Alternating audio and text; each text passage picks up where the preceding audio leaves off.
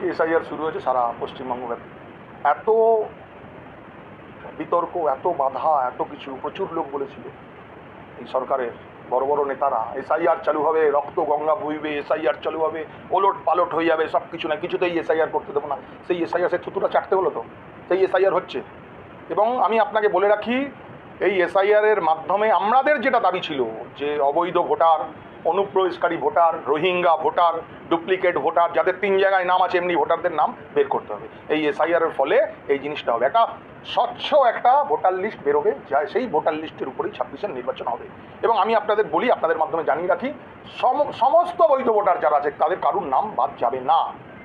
মানে সে যে আমাদের ভারতবর্ষের নাগরিক, আমাদের এই দেশের গণতন্ত্রের সাথে আছে, এই সংবিধানের সাথে আছে যারা, তাদের কারুর নাম যাবে না, ভয় পাওয়ার কোনো কারণ নেই। কিন্তু তা সেই রকম কোনো নাম থাকবে না যে অনুপ্রবেশকারী, বাংলাদেশি, রোহিঙ্গা, বাইরের থেকে এসেছে, সেরকম কোনো নাম আমরা থাকতে দেবো না। এটা আমাদের কমিটমেন্ট, আমরা এইভাবেই নজর রাখছি। ভারতীয় জনতা পার্টির প্রত্যেকটা বিএলও, BLA 2, BLA 1রা নজর রাখছে নিচের বিএলওরা কী করছে। আমাদের পূর্ণ বিশ্বাস বিএলওরা ঠিকঠাক করে কাজ করবে এবং আমরা আশাবাদী এসআইআরটা খুব সাকসেসফুলি পশ্চিমবঙ্গে হবে। যদি বাধা হয়, সেই বাধাকেও কমব্যাট করার মতো অবস্থায় আমরা প্রস্তুত।